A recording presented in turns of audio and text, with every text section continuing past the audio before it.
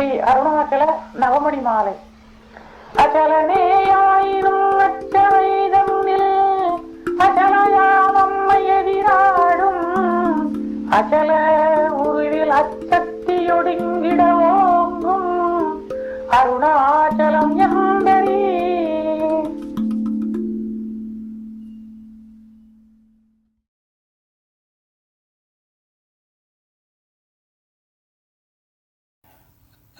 Namaskaram.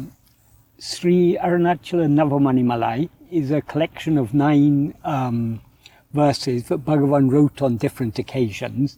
The meaning of the title Navamaṇimālai means malai is a garland or necklace of 9 gems. Navamani, 9 gems. So these 9 verses, as I say, they were composed by Bhagavan on different occasions.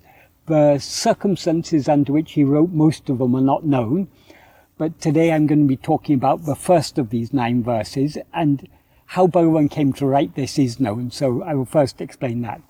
That is, in Tamil Nadu there's a holy place called Chidambaram. That is the place where Nataraja is dancing, the dancing form of Lord Shiva. The priests of the Nataraja temple are called Dikshitas. There's some mythology that when Lord Shiva came down from Kailas, he brought with him 3,000 families to act as priests, and those 3,000 families are the 3,000 Dikshita families. So there was a Dikshita. I mean, not all the Dikshitas are necessarily priests in the temple, but they all have right to be priests in the temple, and mostly they're very learned and scholarly people. So or many of them are at least. So a certain Dikshita happened to be staying in the town in Tiruvannāmalai for some days, and during his stay he visited Bhagavan in Virupakkshi every day. And he was constantly suggesting to Bhagavan that Bhagavan should come to Chidambaram to have darshan of Lord Shiva in Chidambaram.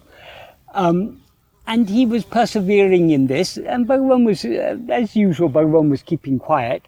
But in order to convince Bhagavan of the greatness of Chidambaram and why he should come to Chidambaram for darshan, he said, among all the Panchabhuta lingas, that the lingas of the 5 elements, Chidambaram is the Akasa linga, the space linga, whereas Tiruvannāmalai is the Tejo linga, the fire linga. That is, there are 5 holy places which are particularly sacred to Lord Shiva, each one of which is associated with one of the 5 elements. So the place with which Chidambaram is associated is Akasa. Akasa means space. The place, the element with which Arunachala is associated is fire. Generally, the philosophy behind these 5 elements is that the grosser elements come out of the subtler elements. So the subtlest of all elements is space. From space comes air, the next subtlest. From air comes fire, the next subtlest. From fire comes water, which is still grosser. And grossest of all is earth, which comes from water. That is the general idea. So the subtler means more powerful, and so the argument of this Dikshita, when he said, when he pointed out that Chidambaram is the space linga, whereas Tiruvannāmalai is the fire linga, he was thereby implying that Chidambaram is superior to Arunachala. So Bhagavan kept quiet when he first said this, but when he presented this argument, Bhagavan again kept quiet. Then the next day when he came, Bhagavan had in the meanwhile composed this verse, and he gave this verse to him. And what he said in this verse was a reply to this argument of the priest about the superiority of Chidambaram. Bhagavan doesn't talk about the elements here. He talks from a different angle. What he says is that this verse, it consists of two sentences. In the first sentence, he says, "acalaṉē āyiṇum, a-c-savai taṉṉil, acalai ammai, edir rāḍum." What that means is, though actually one who is motionless, in that assembly hall, he dances opposite mother, who is acala. What that means is, that is, the one who's referred to here is Lord Shiva, though he's not mentioned by name. Acalaṉē āyiṇum means though actually one who is motionless. That is, acalaṉ is a personal a form of acala. Acala means motionless. Chala means movement. Acala means without movement. So acalaṉ is one who is motionless. Acalaṉē, that A is an intensifier, so I've translated it here as actually. And āyiṇum means though it is or though he is. So though Lord Shiva is actually acalaṉ, one who is motionless. Why he is motionless? Because what Shiva actually is the immutable ground from which and in which everything else appears. So being immutable, immutable means without any change. There's no movement of any kind whatsoever. That is the real nature of Lord Shiva is the motionless and immutable state of just being. So that's what Bhagavan implies by saying acalaṉē āyiṇum. Though he is motionless, or though he is one who is motionless, a-c-savai taṉṉil. That means in that assembly hall. That is referring to the assembly hall in Chidambaram. So that a-c-savai taṉṉil refers to Chidambaram, in that assembly hall of Chidambaram. Acalai ammai, edir rāḍum. He dances opposite mother, who is acala. That is, the Tamil word acalai acalai is a Tamil form of the Sanskrit word acala, that long a makes it a feminine form of acala. So the mother is also motionless by nature. Acala means, both indicates the fact that her real nature is motionlessness, and it also refers to her as the consort of acalaṉ. That is, Shiva is acalaṉ, she is acala. So he says in that assembly hall of Chidambaram, he dances opposite or in front of mother. The mother here means the divine mother, in other words, Shakti. And he dances, it's implied in the form of Nataraja. That is, Nataraja is the form of Shiva dancing in front of mother. There are various, in all associated with all kshetras, there are various Puranic stories. So there are various stories that account for this dance of Nataraja. One of the stories is, if I remember it correctly, I think there was some asura, some demon, who was troubling all the people on earth and the devas and so on.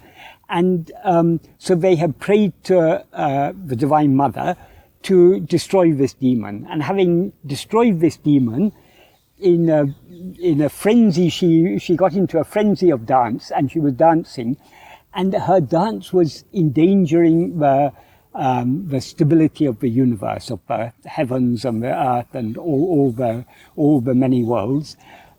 Such a ferocious dance it was. So to bring her dance to a standstill, Lord Shiva, who though he's motionless, he assumed the motion, the dancing form of Nataraja, in order to compete with her in the dance and thereby bring her to a standstill. That is one of the stories. So it's to that story that Bhagavan is referring. So though he's motionless by nature, in Chidambaram he had to dance before that Shakti, who was in dancing a dance of frenzy. And then, so that's the first sentence. Then in the second sentence, he says, acala uruvil a-c-satti yoḍuṅgiḍa ōṅgum Arunachalam ḍṟaṛi. What that means is, know that when that Shakti subsides back in the motionless form, Arunachalam is exalted. That is, here, what Bhagavan is referring to, he's referring here to, in Tiruvannāmalai, there's a Puranic story, but that's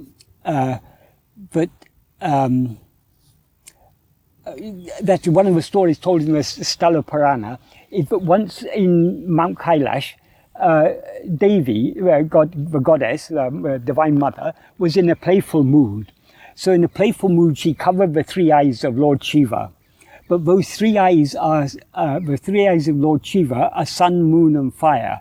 So when she covered his eyes, that brought about an untimely pralaya, untimely cessation of all manifestation, because without sun, moon and fire, there's no light, and therefore there's no life, and everything comes to an end.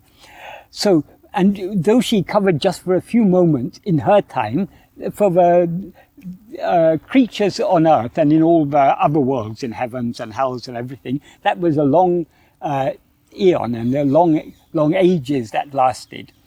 So Lord Shiva became angry with her and scolded her. See, you are the Divine Mother, but you brought about an untimely dissolution of the universe, of all the worlds, just because of your childish playfulness.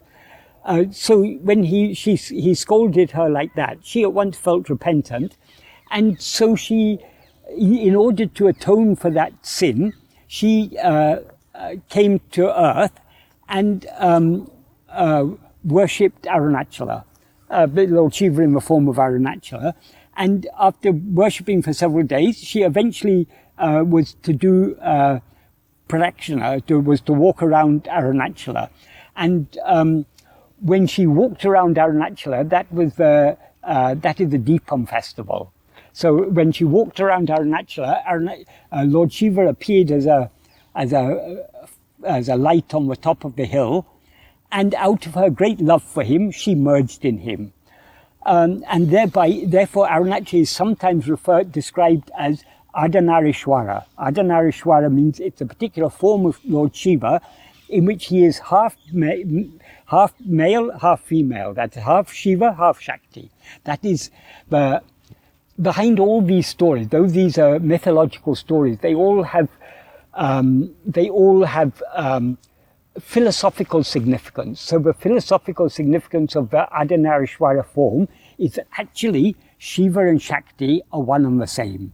That is God and his power, the Brahman and Maya. They are one and the same thing. There's no distinction between them. God and his grace are one and the same thing. So that oneness of Shiva and Shakti is what is denoted by Ardhanarishwara, and that oneness occurred in Tiruvannāmalai. That is according to a Puranic story. So Arunachala is Shiva and Shakti as one. So this is what Bhagavan is referring to here.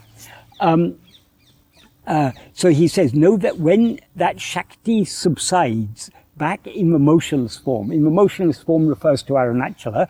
So when out of great love for him, whereas in Chidambaram she's dancing in a mad frenzy, and he has to dance to bring her to a standstill.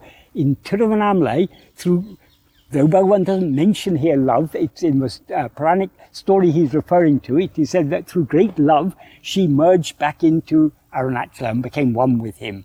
So that is what Bhagavan is referring to here when he says, know that when that Shakti, meaning the Divine Mother, subsides. Shakti means power. It also means the Divine Mother, because she is the power of Lord Shiva. So when that Shakti subsides or merges back into Arunachala, or yoḍuṅgiḍa means to subside, to sink back or to subside back into the motionless form. Acala uruvil is the motionless form. That motionless form is Arunachala. Arunachalam, ongum arunachalam. That means arunachalam ongum. Arunachala, ongum means to rise up or be exalted or to surge. So with the implication of these words ongum arunachalam is that in Tiruvannamalai, in the motionless form of Arunachala, which rises high above all his other forms, Lord Shiva shines exalted in his natural state. So Tiruvannamalai is the Adi Linga, the original Linga Swarupa, the Adi Linga Swarupa, the original Linga form of Lord Shiva. So it is the first manifestation of Lord Shiva in physical form. So that is what Bhagavan is referring to here. So among all the forms of Lord Shiva, Bhagavan is saying the form of Arunachala is the foremost form of Lord Shiva. That's what he means by Ongum Arunachalam. Arunachala rises high. It means among all the many forms of Shiva, this is the foremost form.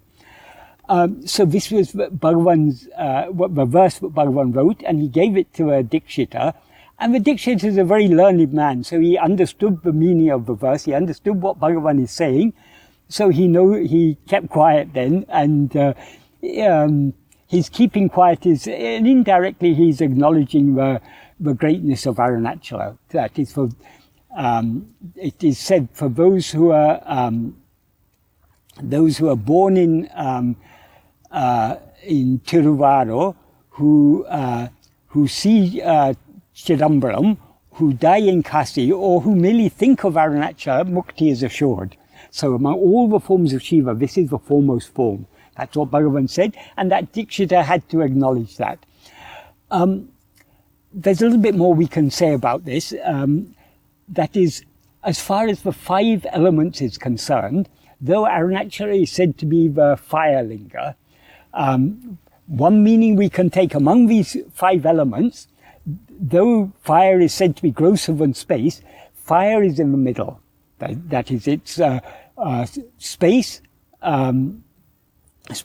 air, fire, water, earth. So in the middle, in the heart, is fire. So fire is the centralmost element. We can take it in that sense. So in that sense, Arunachala is the heart. That's one meaning we can give to it.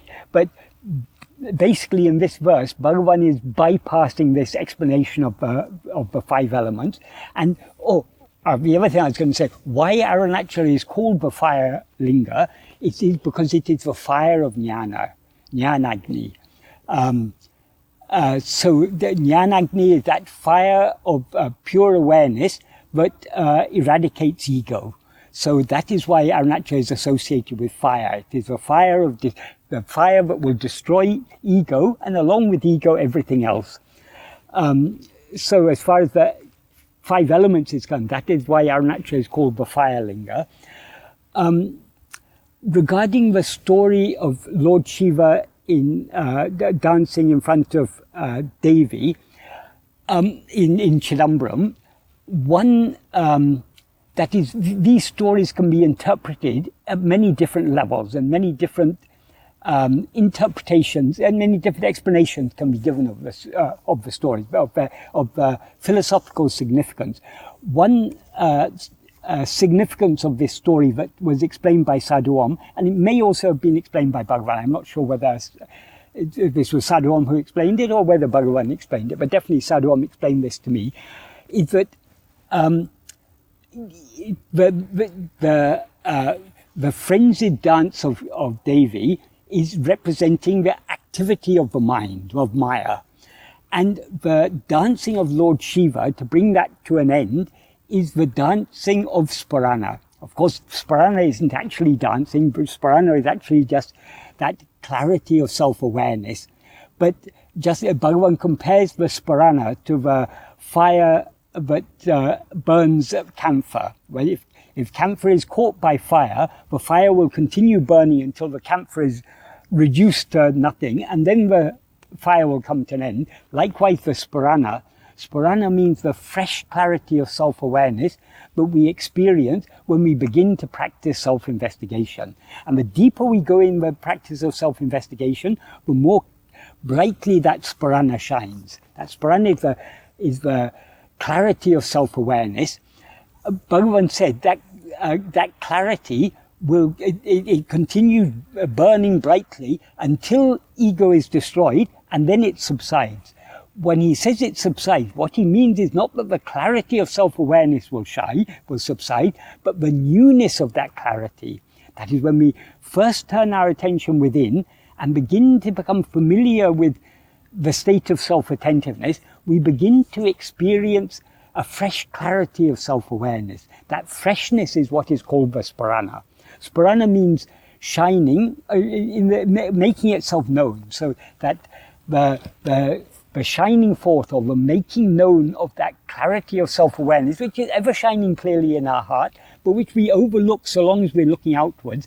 When we begin to turn our attention within, we begin to be aware of that there's a fresh clarity there. That is from the perspective of ego. When ego dies, that freshness ceases, and then that infinite clarity of self-awareness is then experienced as sahaja, as natural. It's what we actually are.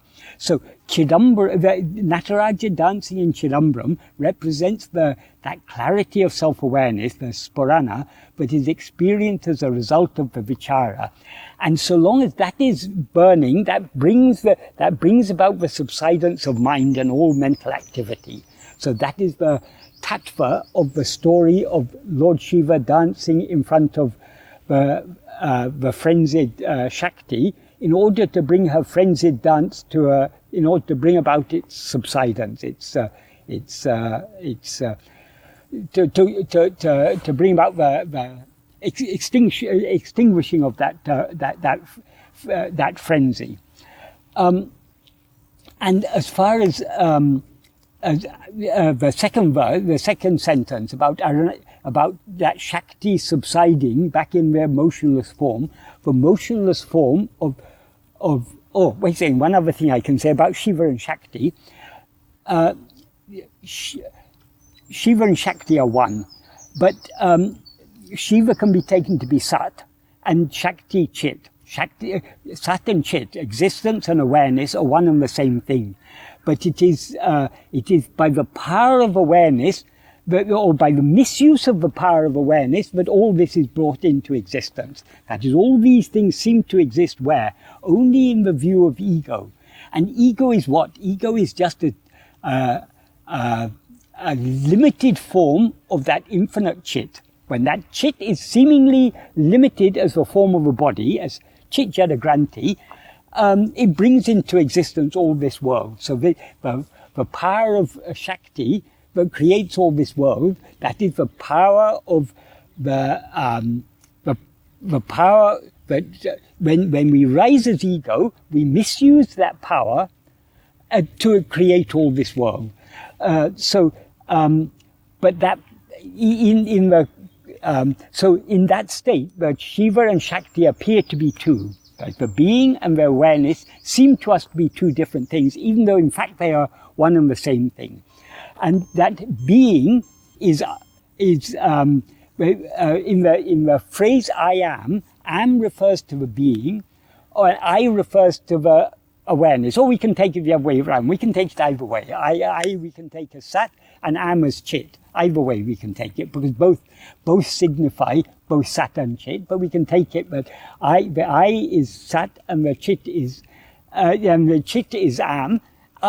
Since Sat and Chit are one, I and Am are one. That's one way of explaining it. So this in this second sentence, when Bhagavan talks about that Shakti subsiding back in the motionless form is the mere being.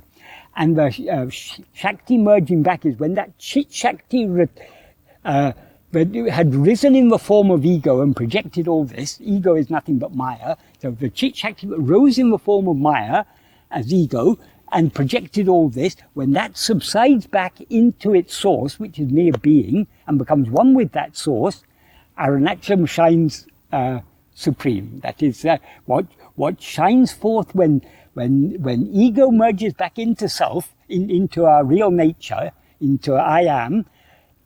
What remains shining as